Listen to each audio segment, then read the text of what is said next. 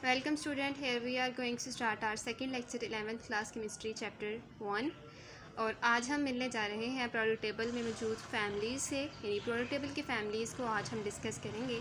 उससे पहले हमारे पास है ब्लॉक्स इन प्रोडक्ट टेबल। लास्ट लेक्चर में हमने प्रोडक्ट टेबल के बारे में अर्ली क्लासिफिकेशन के बारे में पढ़ा था। आज हमारी क्लासिफिकेशन के ही साथ होते हुए नेक्स्ट हम उसकी फिर फैमिलीज़ को डिस्कस करेंगे। सबसे पहले हमारे पास है ब्लॉक्स इन प्रोडक्ट टेबल। तो बेटा प्रोडक्ट टेबल में एलिमेंट्स की क्लासिफिकेशन के साथ जो कि हमारे पास मूसले की ऑब्जर्वेशन के ऊपर हुई थी, हमने एलिमेंट्स को 3 कैटेगरीज़ में अभी तक जो पढ़ा था, क्लासिफिकेशन की थी, वो था metals, non metals and metalloids. अब आगे हमारी जो नेक्स्ट क्लासिफिकेशन है for just our understanding and easy and a presentable form of product table, we have divided in 4 blocks. Product table को 4 ब्लॉक्स में डिवाइड किया गया है। उन ब्लॉक्स के नाम है S block, P block, D block and F block. चलिए स्टार्ट करते हैं। Elements in product table can be classified on the basis of sub shells containing their valence electrons. For the instant electron of the elements in the first 2 groups are S sub shells, placing their elements in S block. तो बेटा क्या कह रहे हैं कि product table में मौजूद जो एलिमेंट्स हैं उनकी हम क्लासिफिकेशन उनके वैलेंस इलेक्ट्रॉन की प्लेसमेंट के अकॉर्डिंग भी कर सकते हैं, यानी किस सबशेल में उनका वैलेंस इलेक्ट्रॉन मौजूद है, इससे हमें पता चलेगा कि वो किस ब्लॉक में कैटेगराइज करेगा। हर वो एलिमेंट जिनका वैलेंस इलेक्ट्रॉन यानी उनका आखिर वाला इलेक्ट्रॉन एस सबशेल में मौजूद है, उनको हम क्या कहते हैं, एस ब्लॉक एलिमेंट्स। ठीक है, यानी जो हमारा ग्रुप 1 और ग्रुप 2 है, इन सब के जो वैलेंस इलेक्ट्रॉन है, आखिरी वाला इलेक्ट्रॉन है, वो एस सबशेल में मौजूद है, तो हम इनको किसका नाम देते हैं, एस ब्लॉक का। जो मिड टर्म है, ये जो सेंट्रल ग्रीन पोर्शन है, ये ट्रांजिशन एलिमेंट है, इनको डी ब्लॉक का नाम दिया जाता है। ठीक है, और इनके जो एलिमेंट्स हैं किस सबशेल में मौजूद हैं, वैलेंस वाले डी ब्लॉक में, डी सबशेल में। इनका वैलेंस इलेक्ट्रॉन डी सबशेल में मौजूद होने की वजह से इनको हम किसका नाम देते हैं, डी ब्लॉक का। यानी हमें मेमोराइज है कि जो ग्रुप 1 एंड ग्रुप 2 है, ये सारे के सारे वैलेंस इलेक्ट्रॉन किस में है, एस सबशेल में।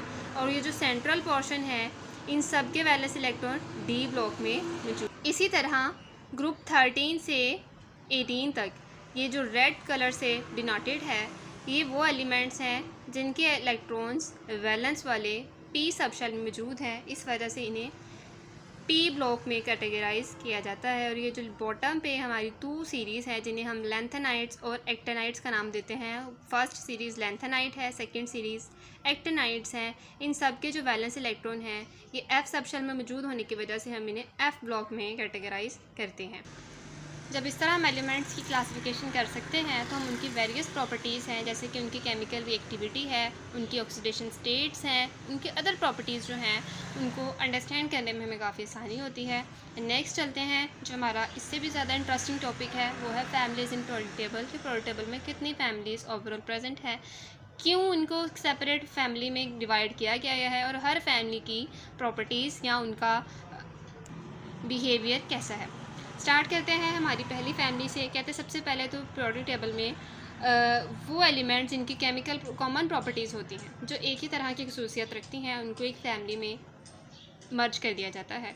यानी हर वो एलिमेंट्स का ग्रुप जो सेम प्रॉपर्टीज़ रखता है, उनको हम एक फैमिली का नाम देते हैं। और एज सच हमारे पास 5 फेमस फैमिलीज़ हैं। ये सबसे फेमस फैमिली है in the field of chemistry, और इनके जो नेम्स हैं, सबसे पहले हमारे पास है alkali metals, then alkaline earth, transition metals, halogen, chalcogens and noble gases.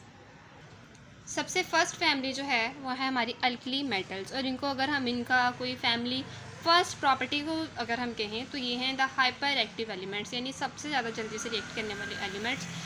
ये प्रोडक्ट टेबल का जो फर्स्ट ग्रुप है हमारा, ये एस ब्लॉक का जो फर्स्ट ग्रुप है, ये हमारी अल्कली फैमिली है। ये अल्कली मेटल्स हैं और ये बहुत जल्दी से पानी के साथ रिएक्ट कर जाते हैं, और इतना स्पीडी रिएक्शन करते हैं कि एक्सप्लोजन हो जाता है या फायर भी लग सकती है। देन इनमें जो प्रोडक्ट टेबल के जो एलिमेंट है वो है lithium, sodium, potassium, rubidium, caesium and francium. और सेकेंड बात ये है, क्योंकि ये एस ब्लॉक में मौजूद है, फर्स्ट एलिमेंट है। पहली बात, क्योंकि ग्रुप 1 है, तो इनके वैलेंस में कितने इलेक्ट्रॉन्स हैं, जस्ट 1। ग्रुप 1 में होने की वजह से इनके वैलेंस इलेक्ट्रॉन 1 है। एंड सेकेंडली इनका जो वैलेंस इलेक्ट्रॉन एस सबशेल में मौजूद है, क्योंकि हमने इनको एस ब्लॉक में रखा था, तो ये इनका वैलेंस इलेक्ट्रॉन 1 है और वो एस सबशेल में मौजूद होता है। ये थी हमारी अल्कली फैमिली। अल्कली फैमिली कभी भी फ्री स्टेट में रह नहीं सकती। ये बहुत ज़्यादा रिएक्टिव होने की वजह से हमेशा किसी केमिकल कंपाउंड के साथ, दूसरे एलिमेंट के साथ बॉन्डिंग में रहेगी, फ्री स्टेट में ये रहती नहीं है। सेकेंड फैमिली हमारे पास है अल्कलाइन अर्थ मेटल्स। इनका अगर हम नेमिंग देखें तो ये सबसे स्ट्रॉन्ग एंड सबसे स्टेबल एलिमेंट्स हैं। एस ब्लॉक के बाद ये वाले एलिमेंट्स आते हैं। ग्रुप 2 है, इनमें जो एलिमेंट मौजूद हैं वो है beryllium, magnesium, calcium, strontium, barium and rubidium. Are metals primarily found in the earth. इनको अल्कलाइन अर्थ मेटल्स ही इसलिए कहा जाता है कि ये अल्कलाइन, पहली बात तो ये थे जो पानी के साथ भी रिएक्ट करते हैं तो ये अल्कली बनाते हैं, बेस बनाते हैं। अर्थ इसलिए कहा जाता है कि इनकी ज़्यादातर कंसिस्टेंसी जो है वो अर्थ में मौजूद है, ये मिट्टी में मौजूद होते हैं, इस वजह से अल्कलाइन अर्थ मेटल्स का नाम दिया जाता है।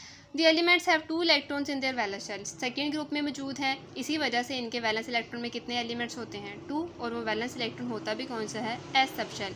ग्रुप 1 एंड ग्रुप 2 दोनों एस ब्लॉक हैं, तो इनके वैलेंस इलेक्ट्रॉन ग्रुप 1 के 1 लास्ट वाले इलेक्ट्रॉन एस सबशेल में हैं, ग्रुप 2 के लास्ट 2 इलेक्ट्रॉन भी एस सबशेल में मौजूद है। इनकी जो रिएक्टिविटी है वो अल्कलाइन मेटल से सबसे ज़रा कम होती है, उतने रिएक्टिव भी होते नहीं हैं। उनके निस्बत ये ज़रा स्टेबल होते हैं। इनका यूज़ जो है अमूमन, जैसे कि हमारे पास कैल्शियम है, ये हमारी बोन स्ट्रेंथ के लिए एसेंशियल है, और सेकेंडली इनका ज़्यादातर यूज़ बिल्डिंग मटेरियल बनाने के लिए यूज़ होता है। थर्ड हमारे पास है द ट्रांजिशन एलिमेंट्स। इनका अगर एक सेपरेट नेम हो तो ये है कलरफुल आर्टिस्ट। यानी जितने भी हमें कलर्स नज़र आते हैं मुख्तलिफ मटेरियल्स में, उनमें ट्रांजिशन मेटल्स का बहुत ज़्यादा कंट्रीब्यूशन है। Transition metals are the largest family of the elements in the middle of the period table. ये सबसे बड़ी फैमिली है, यानी इनके फैमिली मेम्बर सबसे ज़्यादा हैं। ये 4 सीरीज़ हैं, यानी 4 कंजेक्टिव सीरीज़ हैं डी ब्लॉक के एलिमेंट्स की जो इसमें शामिल हैं, and as well as lanthanides and actinides. जो नीचे एफ ब्लॉक एलिमेंट है, डी ब्लॉक तो है ही, लेंथेनाइड और एक्टेनाइड जो एफ ब्लॉक एलिमेंट है वो भी ट्रांजिशन मेटल्स ही होते हैं। एग्जाम्पल है इनमें क्रोमियम है, आयरन है, कोबाल्ट है, निकल है। वेरिएबल ऑक्सीडेशन स्टेट है, यानी अपनी जो हालत है ये चेंज करते रहते हैं, ये सेम जगह पे नहीं रहते, अपनी चेंज करते हैं कंडीशंस को। They are mostly form colour compound. इनके कलर्स कंपाउंड बनते हैं, यानी अगर हम जब भी कोई पेंट देखें या हमारे पास अर्थ से हम निकालते हैं जेम्स वगैरह जवाहरात को, तो जो भी उनका जो कलर है वो ट्रांजिशन मेटल्स की वजह से होता है। यानी कोई भी कलरफुल कंपाउंड है, मेटल है, वो ट्रांजिशन मेटल है, जैसे कि हमारे पास क्रोमियम या कोबाल्ट है। देन हमारे पास है चैल्कोजेंस। चैल्को मतलब है कि इसका होता है कॉपर, और जेंस मतलब है मेकर, यानी कि ये क्या है? Copper makers. ये 16 ग्रुप एलिमेंट्स हैं, ये एलिमेंट्स के नेम हैं। चैल्कोजेंस ने इसलिए कहा जाता है क्योंकि यह है ये कॉपर मेकर्स है, और ये ग्रीक चैल्को से लिया गया है word. In this group oxygen and sulphur are non metals. Selenium, tellurium and polonium are metalloid and livermorium are is a metal. यानी इसमें मेटल, नॉन मेटल और मेटलॉइड्स तीनों एक ही टाइम पे मौजूद हैं। ये अर्थ पे ज़्यादातर उस एरिया में पाए जाते हैं जहाँ पे मुख्तलिफ मेटल्स हैं, धातें मौजूद हैं, उनको एक और की शक्ल में बनाते हैं। यहाँ पे उनको, यानी अर्थ पे जब किसी पत्थर के साथ मुख्तलिफ मेटल्स, धातें जुड़ी हुई फॉर्म में होती हैं तो वो चैल्कोजेंस की वजह से होती हैं। इसके बाद है हमारे पास है हेलोजेंस। इनका जो नाम है वो है साल्ट फॉर्मर्स, यानी नेचुरल साल्ट मेकर्स हैं।